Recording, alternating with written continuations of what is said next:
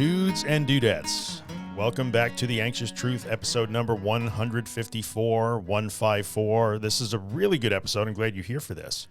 Over the past few months, you may or may not have noticed, I've been kind of doing a little informal series of episodes, kind of slid in here and there, where we look at different subpopulations and we bring different voices into the conversation. How does gender impact mental health, anxiety, and recovery? How does ethnicity, different ethnic backgrounds, and cultural backgrounds, how does that impact anxiety and anxiety recovery? And today I have with me my friend Tori Chavira. Tori is the Tori Chavira on Instagram, not to be confused with any other Tori Chavira, clearly.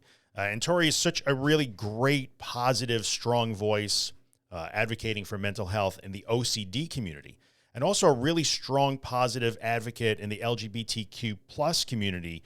So she brings that unique perspective, and I wanted to have that perspective represented because everybody deserves a voice, and if I can, provide a place for that voice to be heard, then so much the better. So Tori joined me today. We talked about LGBTQ plus issues in terms of anxiety, mental health, and the recovery process, and the nuances there that kind of, that she faces and people in that community face. And it was a really good conversation. Before we get to that, you know what I'm going to do? I'm going to tell you about my book, which is called The Anxious Truth, just like this podcast. A step-by-step guide to understanding and overcoming anxiety, panic, and agoraphobia. When I set out to write this book, which was a year plus writing and publishing, but really 20 plus years in the making, I wanted to create a recovery tool, something people could use to help them actually recover from disordered anxiety. And by all accounts, I've actually done that. So it is laid out in a very logical sequence with a ton of detail and a lot of words and a lot of pages. And it is essentially a course in how to recover from an anxiety disorder. I'm really proud of it. It seems to be helping quite a few people. And so I will tell you, if you're looking for more help than you can get in this podcast, then go visit theanxioustruth.com/recovery guide where you can find it. And if you've already got it and you're digging it and you're using it and it's helping you in your life, then maybe head on over to Amazon and write me a quick review. That would be most appreciated.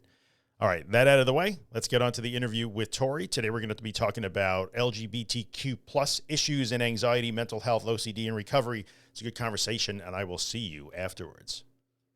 All right, guys, here we are with the one, the only Tori Chavira, as I told you. She would be here, and here she is. Hey, Tori. I'm here. Hi, everyone. Thanks for coming by.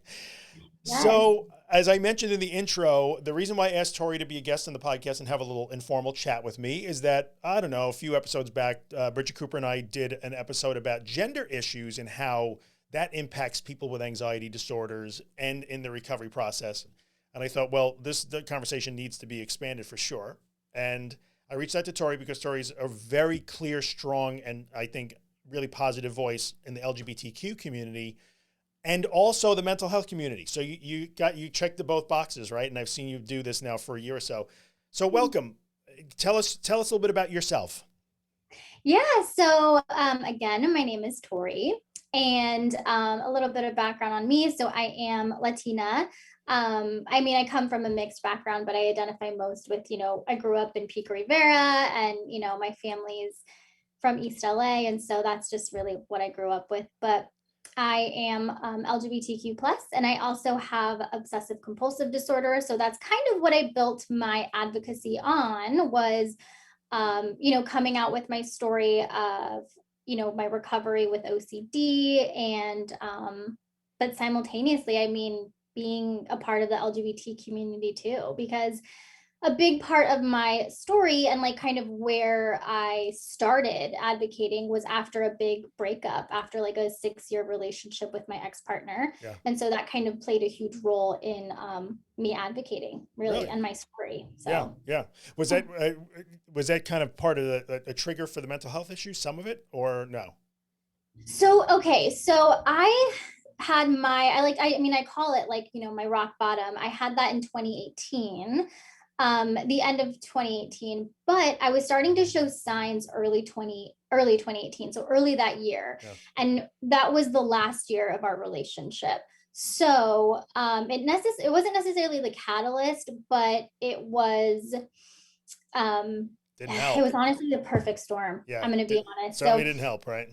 No, we were kind of, we probably were on our way out anyways as a couple, but, having my rock bottom that year, I think just made everything worse and brought things to light. Obviously we weren't good partners. We didn't bring, support in that way to each other. Yeah. It was just a perfect storm, Yeah. honestly. Yeah, I hear you. That's really rough. So let's talk a little bit about your mental health journey and specifically your OCD. You're very vocal about it. Clearly, you're advocating in the OCD community, which I really appreciate. What is your background there?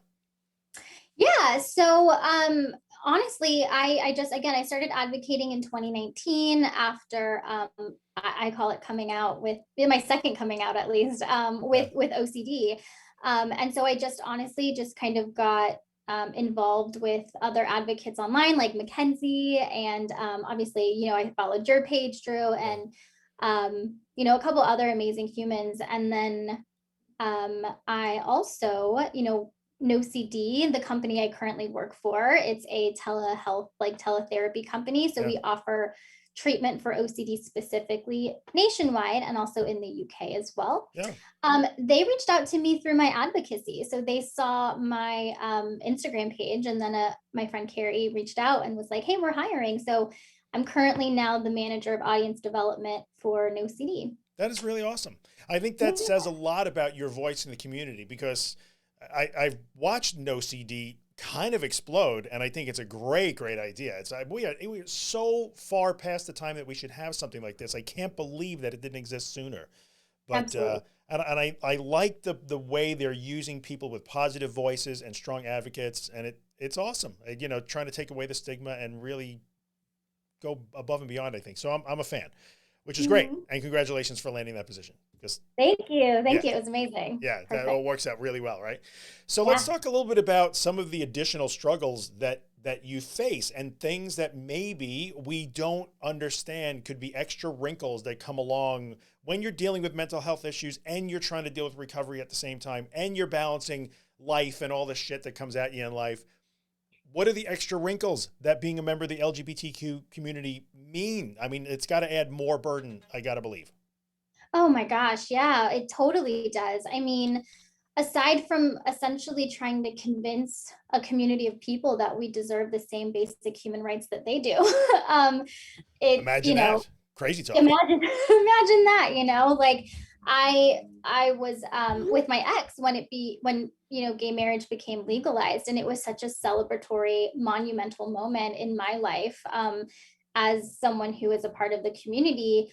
And I just had a moment to pause too, though, and recognize and appreciate those generations that came before me as well, who, I had my own struggles. Like, I went to a Christian private school my whole life. And so I was not allowed to come out, or I would have been kicked out at that school. Like, I was threatened in that way. I had friends who were sent away to those camps. My best friend was. Oh no, a conversion camp. Yes, I don't know if it was like primarily that, but I mean, if Yeah, it yeah, walks like a duck. yeah. I'm sure they didn't call So themselves that, but we all know. yeah, it was just it, and that was really hard to go through too. And so, I mean, I feel like there was always that shame that came that I was holding on to, being LGBTQ plus and being in that environment. Yeah, And so I feel like it's almost like an added layer of shame that I walk around with still. I mean, obviously my family is supportive, and I have amazing friends and everything like that, but there are some family members who still don't approve 100%. They yeah, say they do, but yeah. are actually different. But um so there's an added layer of shame there. And again, of like fighting for just equality in the same spaces, the mental health community, LGBTQ plus, like I've described my coming out with OCD, like I said, it's like a second coming out, Yeah. because I was faced with those same issues: shame, social rejection, judgment, because, unfortunately that's how kind of society works. But Yeah, yeah, I was not planning on coming out with my story, with my OCD journey story, right, because I was like, I don't know if I can face this again. Like, I've been fighting my whole life with, I've been out now for 15 years with being LGBTQ plus, right. but yeah, that was a really hard decision for me. But at the end of the day, it came down to like, well, I think this is not as much about me as I want it to be about others and how I can serve others with my story. Yeah, which makes, and I really appreciate that about you too. So I have to believe like just the mental health issues themselves carry such a tremendous amount of secrecy and hiding and shame, and there's stigma attached to that. And if you're going to try to make your way out of that, you're going to need support. And we all need support. Being able to talk about it openly is a great thing. Having that double whammy of like, well, I know I should talk about this because it will help me. But the last time I tried to talk about a thing, you know, so you're carrying that extra burden of you've already Oh been yeah. conditioned, you know, from an early age to just keep it under wraps. It's all good. You don't need to tell us about that. So how did that impact the way you spoke about OCD and your journey and your struggles? Did it color it at all? Was it harder to start talking about it? Oh, absolutely. Yeah. Absolutely. It was really hard, especially because I had I'm sure you know, but for your audience too, there are taboo subtypes of OCD. Yeah. And I had harm, which is one of those taboo subtypes, which is also stigmatized. Yeah.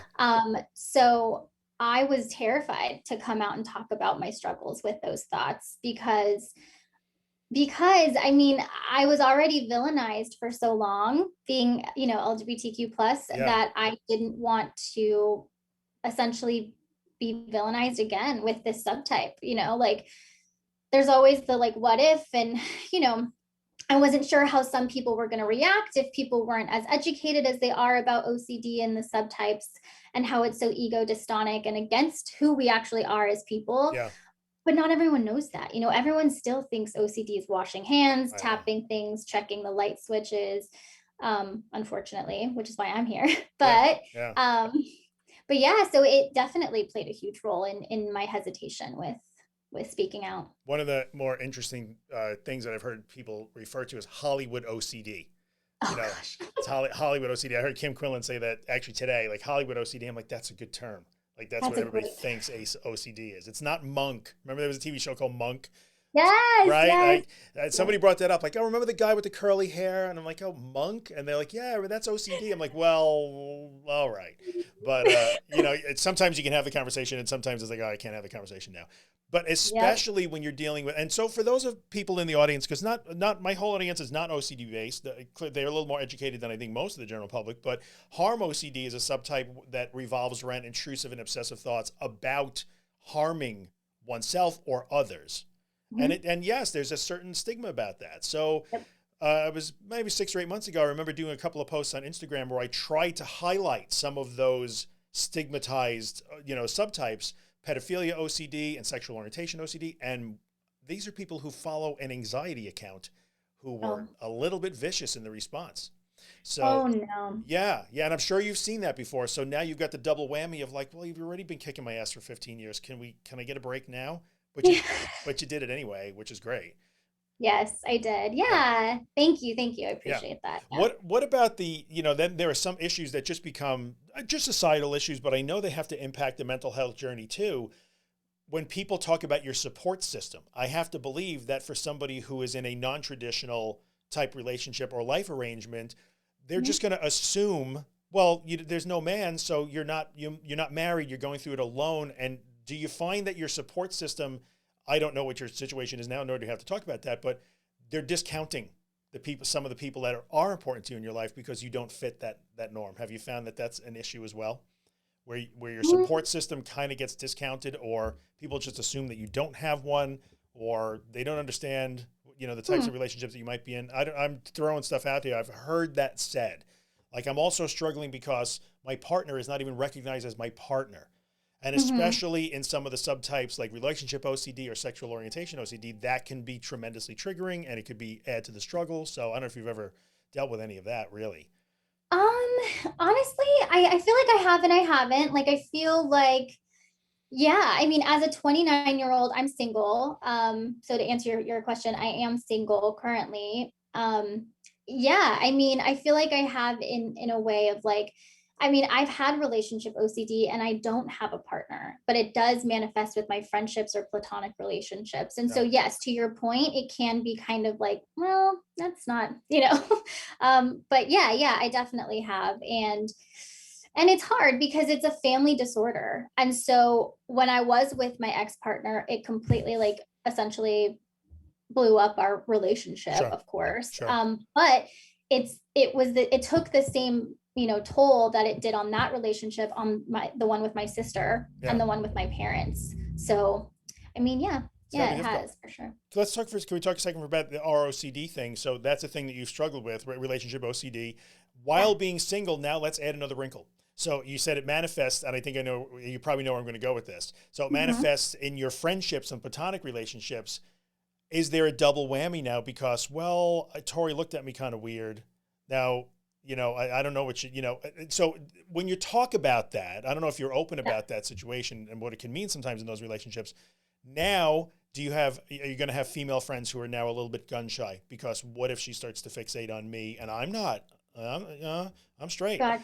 Yeah, and I've seen some Yeah. of those things start to happen too. And it just seems like a swirling quagmire of just crap that you got to deal with. And Oh yeah. yeah, Oh yeah. yeah, Oh my gosh. Not only in that. So yes, to your first question, yes, that's happened before yeah, where people will be like, oh, like I thought I saw her like, give me a double take. And I'm like, what is yeah. that? What does that even mean? Like, absolutely And not. I Oh would think my that gosh. even absent the OCD situation, you're dealing with that all the Oh time. There's a lot of oh homophobia here, and it's like, well, don't look at me. I don't want her looking at me that way. Now, yeah. add to the fact that, oh, she also sometimes maybe has a problem regulating that type of relationship. Does it make it even worse? Well, I haven't really come across that yet. Now that I know I had relationship OCD, because at the time I didn't know it was Right. relationship You have no OCD. idea, right? Yeah, I had no idea. Because it was before treatment. Luckily now, like the good close friends that I have now are very, very educated on OCD. But and they understand how it could manifest in platonic relationships, Yes. which means essentially too, like, are you mad at me? You didn't text me back right away. Like, are you mad at me? Yeah. Not even anything romantic related, but Right. Right. yeah. And then also to add, I mean, I am a feminine, like, LGBTQ plus, Yeah. member. So people, you know, so men have a very hard time with kind of wrapping their head around that. And they also have a hard time, um, not idealizing that or like using that as like Right. a fantasy. And I'm Yeah. just like, and Yeah. I've dealt with that my whole life. So That can't be good. While you're struggling with other things, you also have to navigate through that. yeah, yeah. So I mean, talking about gender issues, yeah, like that was a huge thing that I've had to like work through with. That's amazing. Like, and you think about this, and look, I don't mean to minimize it at all. My thought is like, it's 2021. How is this still a thing? But clearly, it is still a thing. Yeah, So, how does yeah, somebody invalidate like, no, you can't possibly be gay because you're so girly? That's a yeah, terrible, terrible thing to have, said to you. absolutely. And also too with like growing up in the Christian faith, I Yeah. mean, it was it was a lot of like, that's essentially going to be like wasted because your role is to be a man's like wife and to like procreate and to like be, and I'm like, well, I thought, okay, well, that's not what I'm signing up for, but okay. Yeah, I didn't So buy that ticket. Sorry. yeah. Oh Yeah. yeah. Yeah. I Yeah. mean, that was really hard to kind of work through when you're growing up and you're seeing people with like purity rings and things like that. And here I have this big secret of like, that's not for me, guys. Yeah. um, yeah, Now, it's a hard. back in the day, back in the day, listen to me. What am I, 100 years old? Back in the day, when you were still wrestling with those issues, and you hadn't come out yet necessarily about your sexuality, and you were you also dealing with? You just didn't know it was OCD back then. Were these patterns in your life even back then, or no? Oh yeah, Yeah, yeah, yeah. Maybe just yeah. not knowing what it was called, possibly, or Yeah, yeah, absolutely. So luckily, well, relationship OCD didn't really hit until later. So maybe like college yeah, years.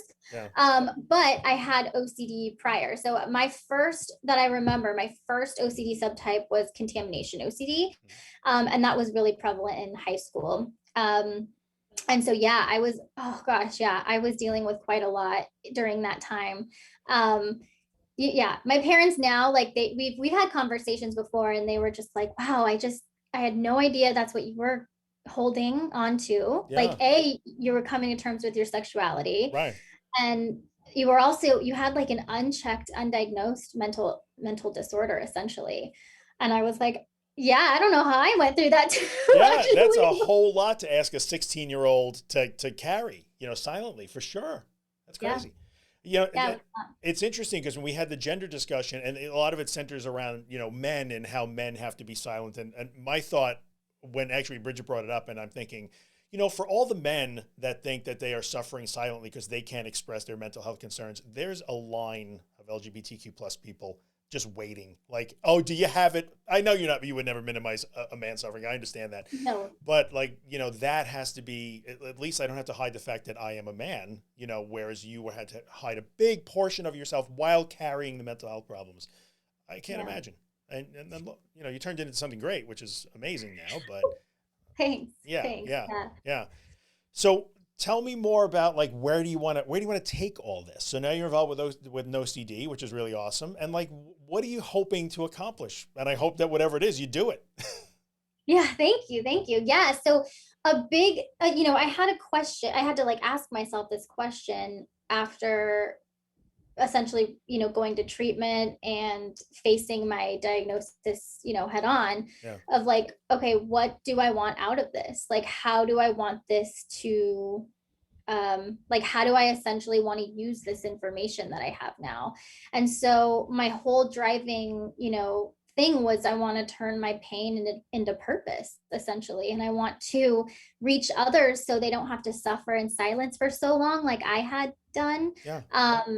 With being LGBTQ plus, but also like with the OCD specifically. And I knew that there was an area for both, right? So for essentially like a crossover where I could like speak to both communities. And I've gotten feedback like that too on my platforms of like, thank you so much for speaking up because I'm LGBTQ plus and whatever, and I just resonate with your story, and that just makes my heart melt because Oh. I didn't think anyone would care, but I was like, well, if it helps one person, that's all I care about.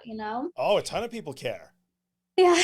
Thank you. Yeah, a lot Thank of people you. care. Yeah. That's great. And then, yeah, just turning that pain into purpose. And it feels so great now because I feel like it's come full circle, right? So I was just my whole earlier career, like I just felt like I was in that hustle mentality because I had something to prove, right? So Okay. I was actually offered to like leave my high school because my parents knew it was toxic and not healthy for me. And they were supportive of me being LGBTQ plus, thank God. Yeah. But they were like, if you want to leave, you can. And I was like, you know what? I want to graduate from that school and I want to show everyone that I'm just as capable of doing this, being LGBTQ. Yeah. Yeah. I want to show everyone that, like, I'm not afraid of you. I can do anything that I put my mind to. And then I had that mentality throughout college, though, too, of like, okay, I got to get a job. I got to get this job. I got to get this internship. And so I felt like I always had something to prove, right? Because I knew that there was something stacked against me, Yeah. which was how society treats members of Sure. my community. And so, I mean, and I'm also a woman of color too. So there was quite a bit stacked against, Yeah. Yeah. me and my family from, early on. And so I just knew I wanted to make it somehow. And I wanted to like make something important and positive and productive. And so I like, I fought tooth and nail for jobs that I wasn't even happy in. But when I just kind of let go and I just did what was organic and authentic to myself, which was just sharing my story, reaching others, and speaking out for things that I think are so important, and sticking to my values, Right. things they became easier. Like No CD reached out to me and I was like, that's never happened before. Like I've always had to like Yeah. fight tooth and nail for like a job or Go get something. it. Yeah. Yeah. Exactly. And so I feel like it's just come full circle and now I can like use my voice and I'm valued there and appreciated there for exactly who I am. I don't have to hide anything. Yeah. It's just lovely. It's Yeah. That feels lovely. good, doesn't it?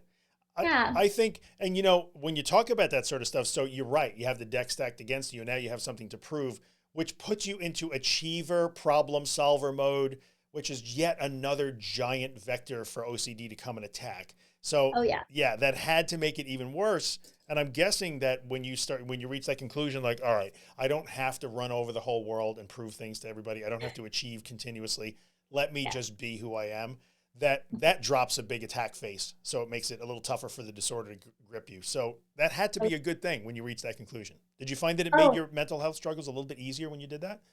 yes, absolutely. Gosh, I think I talked about this with Windsor Fun last night on No CDs Live. I said, OCD hates self-compassion, unconditional self-acceptance. It hates that. It wants us to judge ourselves so critically, Yes. so we can have some type of way in, right?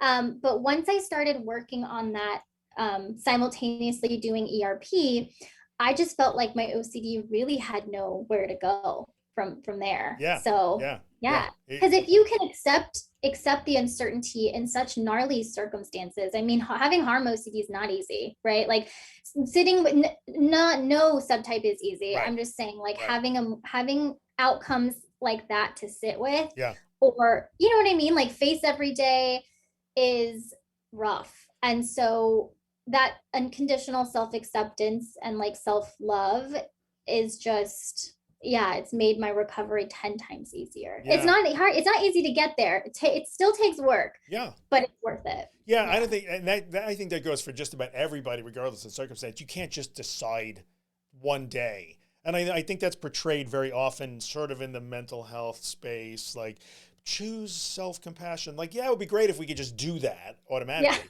but like there's some ditch digging that goes with that. You gotta move some earth, and you gotta work hard, and you gotta sweat, and like it ain't easy, and a lot of times you're gonna fail at it, and you gotta keep going at it. So Absolutely. I Absolutely. like how that all kind of came together, because you're right, that hyper responsibility, and when you just, that's less of a thing for OCD to get its grips into. And which came first, chicken or the egg, or both together? You learn Yeah. to, you drop the hustle, you drop out of hustle culture Yep. while you're doing all this ERP work. I guess it comes together. There is no which came first. No. Yeah.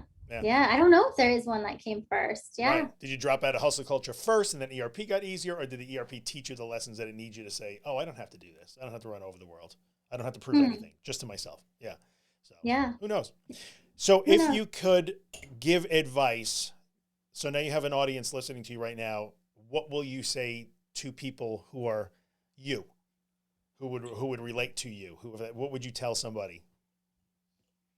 I would Put you on the say, spot. Come up with something brilliant quickly. I know, no. I I'm would kidding. say, keep going. The world needs you. You will find your spot. You will find like where you're going to shine.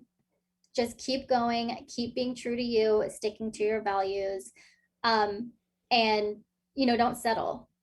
Know your self-worth, and if you can, work on your self-worth. Um, so you get to a point where it's easy for you to not settle, because I had to work to get to that point too, Yeah. of not saying yes to every job or internship. But yeah, keep going. If you do that, if you work hard, stick to your values, be kind, it'll come full circle for you too. I know it will, Thank you, because we Tori. need you. Yeah, we do. We need everybody. It's in our vested interest for everybody to be on board here. So I'm with you on Yep. that. And I'm glad they heard it from you instead of me, because they're tired of hearing from me now. So thank you so much for taking the time and being flexible with the scheduling, and just being a good human being. I appreciate it. Oh, Where of course, where should of people look time. for you? And I wish I could tell you, you know what, when I do the outro, I'll know what episode number this is. So I'll tell Okay. people in the outro where to go to my website to find you, but where should they go to get you? My Instagram, it's just at the Tori Chavira, so TheToriChavira. Yep. Or you can watch me every week on No CD's YouTube Live. You can, download the No CD app. It's free. I'm also a member advocate there. So if you ever want to chat or ask me questions about my OCD journey, Yeah. please download the app. I'm active on the app. And yeah, also too, I mean, to kind of emphasize No CD, if you're curious and if you resonated with my story, give us a call. It's just nocd.com. Yeah. And yeah. It's a good Yeah. service. I would vouch for Yeah. it. Very great. Thanks, Tori. I appreciate it. All righty. We are back in the studio. AKA the same desk that I was standing at while I was talking to Tori, except like 6 weeks later. Anyway, thank you, Tori. That was really, really good. Very enlightening. And Tori's good, people. You just got to go follow her. So I will put all of Tori's links that she mentioned in this episode on my website. So if you want to get to this episode and find Tori on Instagram and every bit and No CD and everything else she mentioned, just go to theanxioustruth.com/154, and I will have all of the links in the show notes there. So that about wraps it up for this one. I appreciate you guys coming by, as always, and spending time with me and giving me your attention. And hopefully I was able to help in some way, and Tori was able to help in some way. So before we go, I'm going to ask you the same thing that I ask you all the time. While you listen to Afterglow by my buddy Ben Drake, who you can find, by the way, at Ben Drake Music, if you are listening to the podcast on iTunes or on any platform that lets you rate or review the podcast, then leave a rating, leave a 5-star rating. If you're listening, you might like it, right? And then take maybe 30 or 45 seconds and write a couple of sentences in a review, because it helps other people find the podcast, and the more people that we can reach out to and help, the better off it is. So see you guys next week. Enjoy the music. Take care. Yeah, you're on your way. It's in the afterglow. It's in the lyrics of the songs we know. It's in these feelings that you never show. Yeah, you're doing fine. It's all around.